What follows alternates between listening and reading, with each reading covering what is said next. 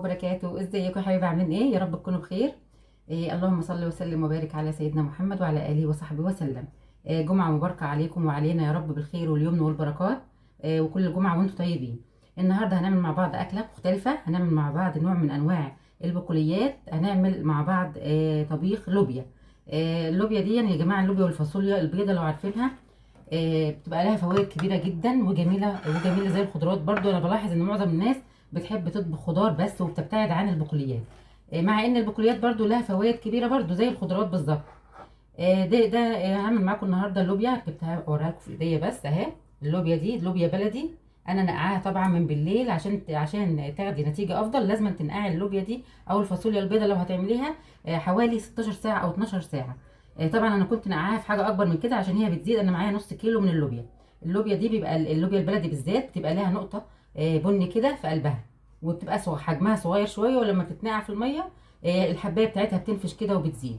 فانت تنقعيها عشان تاخد النتيجه زي ما بقول لك كده كويسه، تنقعيها حوالي 12 ساعه او 16 ساعه. هتعمليها مثلا بكره تنقعيها من بالليل. بس كده. معايا نص كيلو من اللوبيا منقوع طبعا من امبارح. معايا كمان عصير طماطم، حوالي نص كيلو طماطم او كيلو الا ربع. معانا كمان كيلو لحمه، هنعمل معاها طبعا اللوبيا اساسي معاها اللحمه. معايا كيلو من اللحمه. معانا كمان هنعمل معاها رز وبشعريه. معانا حوالي كيلو رز على حسب ما انت عايزه بقى، نص كيلو او كيلو تعمل اللي انت عايزاه. ومعايا كوبايه شعريه، انا بحب ازود الشعريه للرز. معانا كمان الحاجات اللي هتتحط على الشوربه بتاعه اللحمه، بصل صغير، ومعانا ورق لورو وفلفل اسود وبهارات لحمه. ممكن تحطي حبهان، بس احنا الاولاد عندنا مش بيحبوا الحبهان قوي فما بحطش، يعني ممكن تضيفي كمان حبهان. معايا زبده علشان الرز والفاصوليا، وهنضيف طبعا معاهم شويه زيت. اللوبيا البلدي دي بقى يا جماعه بيبقى معاها اصلا عشان تعرفيها، بيبقى معاها قش على طول كده اهو. انا سبته عشان اوريه لكم برده. لما بتيجي تنقيها بتلاقي فيها القش والحصو الاسود ده. دي اللوبيا البلدي اللي طعمها جميل جدا. في لوبيا مستورده بتبقى بيضه وفيها نقطه سودا، دي اللوبيا المستورده. بس الافضل في الاكل بصراحه، واللي حبيته وفي الطعم كمان والطعامه، اللوبيا البلدي.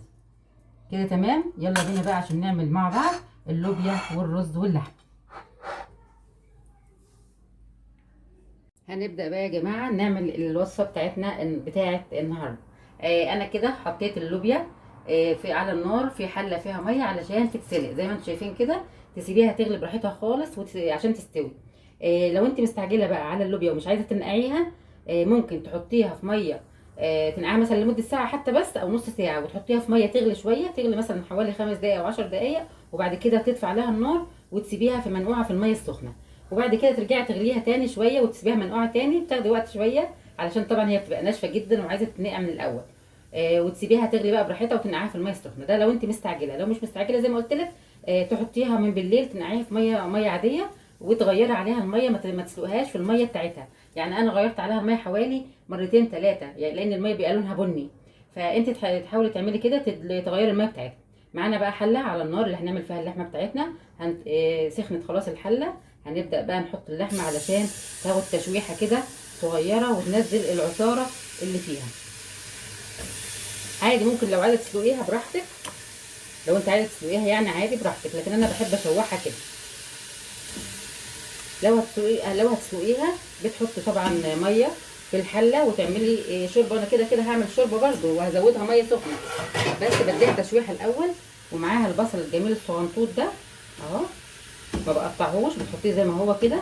ومعانا كمان الورق اللورو، بس بسيب الفلفل والبهارات والملح بخليهم للاخر خالص. ونفضل بقى نقلب فيها، نديها تقليبه كده.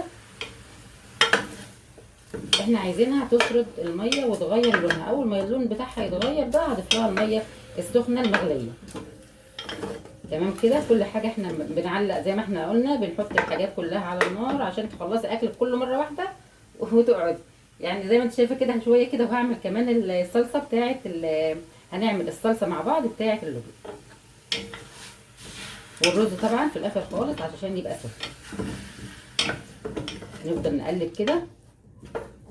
احنا معلين النار. اكله سريعه على فكره برده، ما بتاخدش وقت خالص، لان في بنات كتير مش بيحبوا ياكلوا طبيخ. بالعكس، يعني لما تعملي طبيخ مثلا نوع من انواع الخضروات، نوع من انواع البقوليات، ملوخيه معاها كمان مع اللوبيا دي بتبقى جميله جدا. ملوخيه خضراء او ملوخيه ناشفه، يعني اللي تعمليه بيبقى حاجه كويسه برده ان انت تنوعي في الاكل، وما تاكليش حاجات كده نواشف على طول، يعني مكرونه بس، مكرونه بشاميل. البنات بيحبوا قوي المكرونه البشاميل والجلاش بس، وما بيرضوش يعملوا ولا محشي ولا طبيخ ولا اي حاجه زي كده يعني. يا اما ساعات يطلبوا كمان اكل دليفري من بره، فانا بقول لهم لا والله عادي ان انت تقفي وتعملي حاجتك بايدك، يعني بتبقى حاجه جميله جدا. وزوجك كمان يبقى مبسوط برضه ان انت بتعملي الاكل في البيت وحاجه نظيفه، وتبيني شطارتك بقى للي معاكي، مش المفروض يعني. كلها حاجات بسيطه خالص وسهله يا جماعه، ما بتاخدش اي حاجه والله. انت بس تحبي تقفي في المطبخ، يعني اهم حاجه ان انت تبقى حابه ان انت تقفي في المطبخ وتعملي الاكل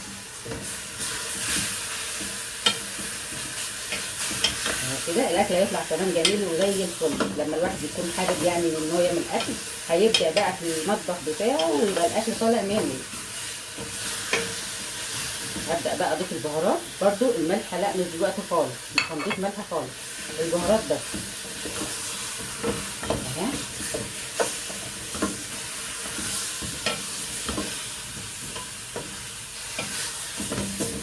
نقلب فيها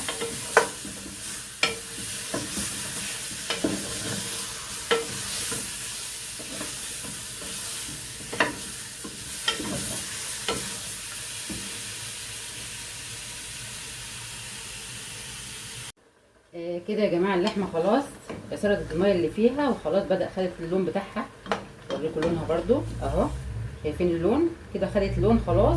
هنبدأ بقى نضيف لها الميه السخنه زي ما قلت لكم. اللحمه تشوحيها وتضيفي لها على طول الميه السخنه. وقدامنا اللوبيا بتغلي يا جماعه اهي، هنضيف لها بقى الميه السخنه اهي. تكوني مجهزه ميه سخنه في الكاتل او في حله عندك بقى تسخنيها اهي كده.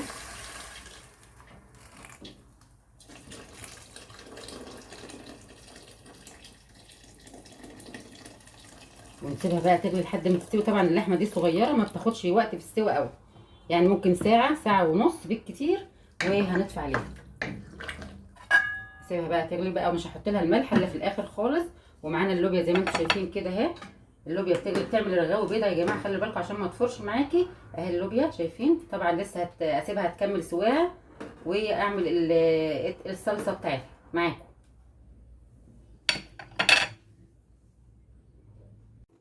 كده هنبدأ بقى يا جماعة نعمل الصلصة بتاعة اللوبيا.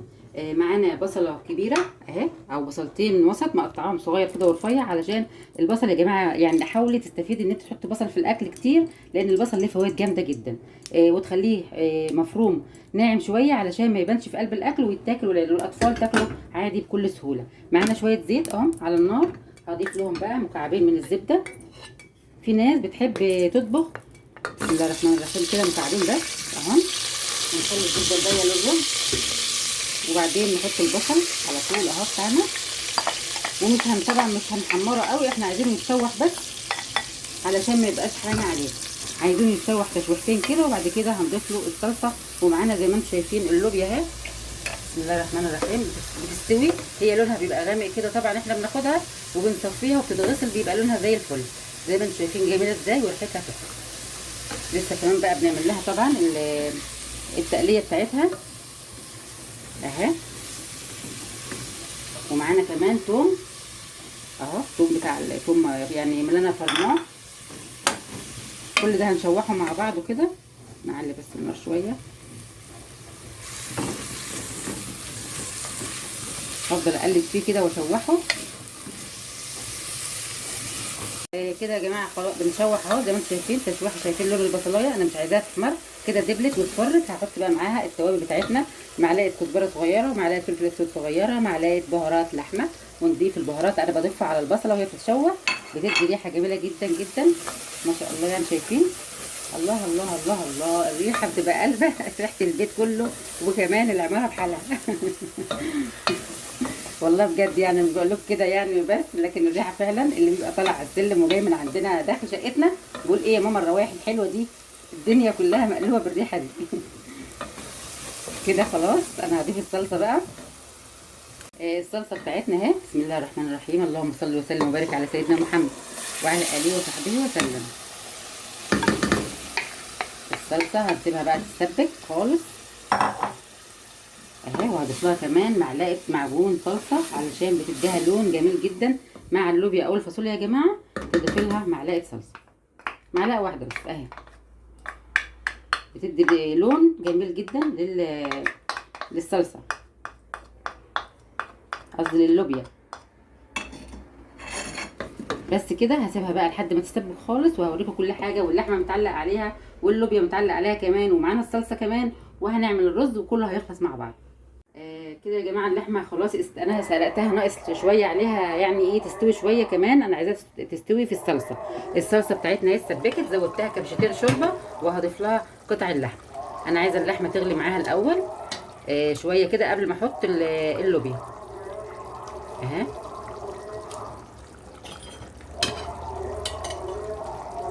بس كده تاخد غلوه جميله كده، بتدي طعم جميل جدا للحمه لما بتتغلي في قلب الصلصه اهي. نديها تقليبه بس كده، هسيبها تغلي وبعد كده اضيف لها اللوبيا اهي بعد ما اتسلقت خلاص اهي زي ما انتم شايفين. بس هستنى شويه كده 10 دقايق اللحمه تغلي معايا في قلبها.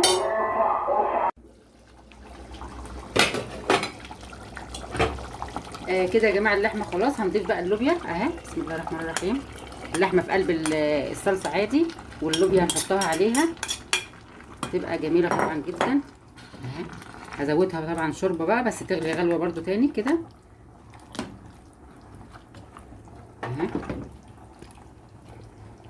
نجيب بس بقى شويه شوربه